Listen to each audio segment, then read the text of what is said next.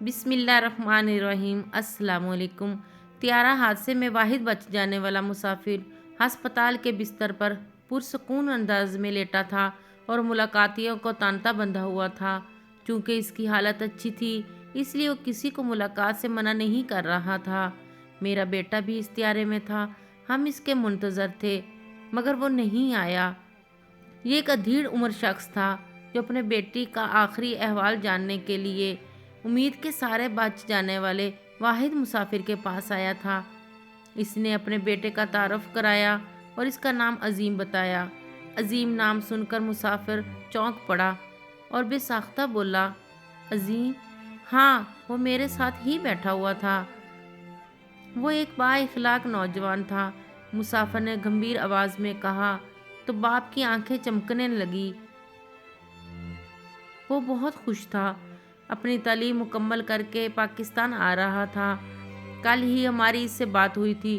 وہ کہہ رہا تھا یہاں آ کر وہ دن لمبی تان کر سوئے گا اور کوئی اس کی نیند میں مخل نہیں ہوگا۔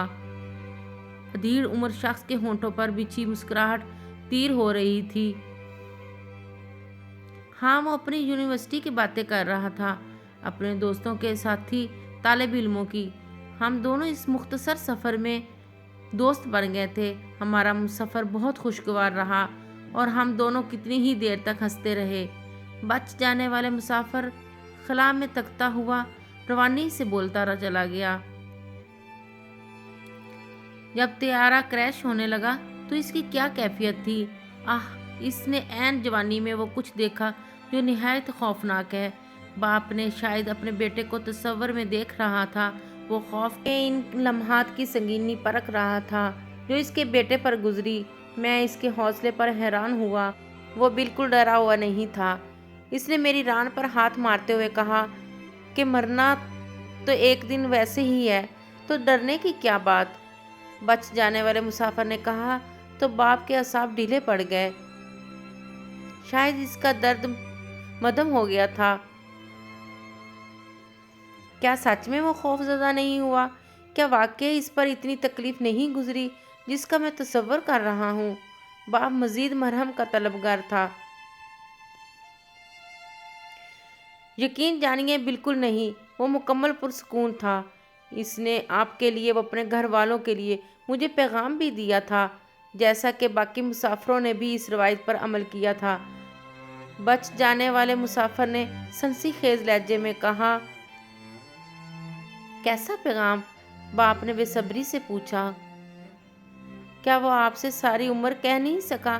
لیکن وہ آپ کو تہ دل سے چاہتا تھا۔ وہ اپنے گھر والوں کو کہنا چاہتا تھا کہ میں تم میں سے ہر ایک سے محبت کرتا ہوں۔ بچ جانے والا مسافر بولا تو باپ نے ایک طویل سانس لیا۔ یوں محسوس ہوا جیسے وہ اپنے بیٹے کے ساتھ آخری باتیں کر چکا ہو اور اس کا آخری دیدار کر رہا ہو۔ اس کے سینے سے منو بوجھ ہٹ گیا۔ وہ چند لہجے زندہ بچ جانے والے مسافر کی آنکھوں میں دیکھتا رہا۔ ان آنکھوں نے اس کے بیٹے کو دیکھا تھا۔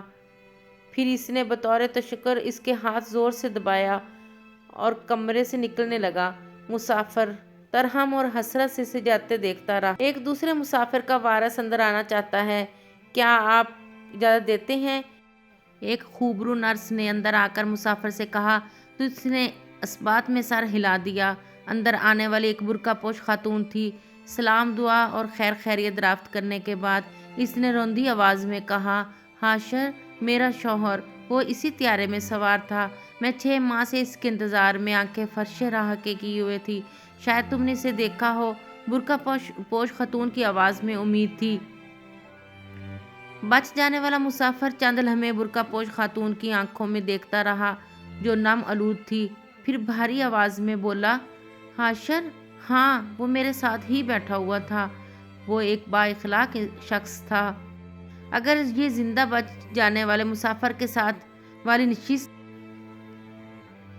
حادثے کے وقت تک خالی رہی تھی، لیکن اسے وہ سب جھوٹ کہنے تھے جن سے جاں بحق ہونے والے مسافروں کے پیاروں کو تسلی ہو سکتی تھی۔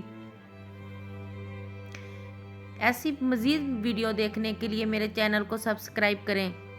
شکریہ۔